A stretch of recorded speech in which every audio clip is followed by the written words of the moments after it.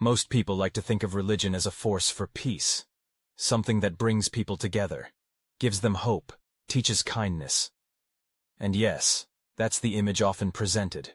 Smiling faces, community gatherings, helping the poor, comforting the grieving. But the historical record tells a much more complicated story. One where religion has been at the heart of some of the most violent, divisive, and destructive events in human history. Let's start with the basics. Religion is about belief. Belief in something you can't see, can't prove, and can't question.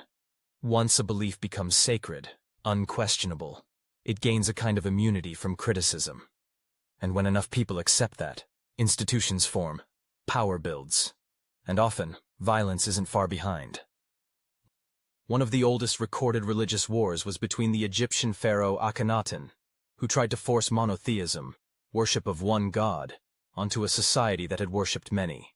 His religious reform led to chaos, famine, and civil unrest. It didn't last. The priesthood regained control. His name was erased from monuments, and the old gods returned. But the lesson was set early. Trying to force religious belief onto others, or take it away, is almost always met with blood. Then came the great empires. The Romans, for example, tolerated many religions as long as they didn't challenge the emperor's authority. But when Christians began refusing to worship Roman gods, including the emperor himself, they were imprisoned, tortured, and executed. Fast forward a few centuries, and Christianity itself becomes the dominant religion, and now it's Christians doing the persecuting. It didn't take long for Christian institutions to adopt the same violence that had once been used against them. The Crusades, a series of military campaigns launched in the name of God, are a prime example. Tens of thousands of people died, cities were razed, and entire cultures were destroyed. Not because of land or resources, although those were certainly part of the mix, but because one group believed their God demanded it. This wasn't a fringe movement either. These were state-sponsored invasions backed by popes, kings, and clergy. Soldiers were promised forgiveness of sins just for participating. The more they killed, the more righteous they were said to be. And this wasn't just Christians versus Muslims. Jews were massacred along the way, as were Eastern Christians who didn't follow Roman doctrine closely enough. The irony is hard to miss. A religion that claimed to follow the teachings of a peaceful Messiah became a justification for mass slaughter. But it didn't stop there. The Spanish Inquisition, another chapter in religious violence, was less about open warfare and more about psychological control. People were arrested, tortured, and killed, not for crimes of violence or theft, but for belief, or the lack of it. Saying the wrong prayer, owning the wrong book, or just being accused by a neighbor could mean death. And this wasn't done in secret. It was public, ritualized, even celebrated. Some say it was a different time, and that's true. But that same mindset, that belief is more important than people, is one that has repeated itself in countless places, across many religions. In India, religious riots between Hindus and Muslims have killed thousands.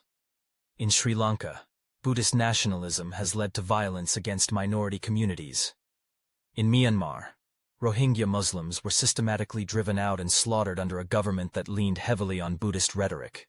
Yes, even Buddhism, often thought of as the most peaceful of religions, has been used to justify ethnic cleansing. Why does this happen? Part of the answer lies in identity.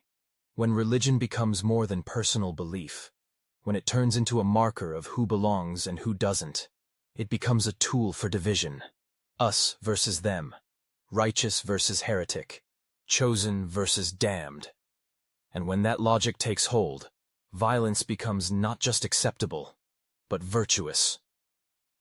Psychologists call this moral disengagement. It's when people justify harm by believing they're doing it for a higher purpose. And religion, by its very nature, offers one of the most powerful higher purposes imaginable. Another factor is obedience to authority. Experiments like the famous Milgram study showed that ordinary people are willing to inflict pain on others if they believe they're following orders from a legitimate source. Now, imagine if that authority isn't a scientist in a lab coat, but the voice of God, or someone claiming to speak for God. it's not hard to see why violence often follows. And yet, even today, we treat religion with a kind of reverence that we don't apply to other belief systems. Criticize a political idea, and you're debating. Criticize a scientific claim, and you're being skeptical. But criticize a religious belief, and suddenly, you're attacking someone's identity. That's not a coincidence.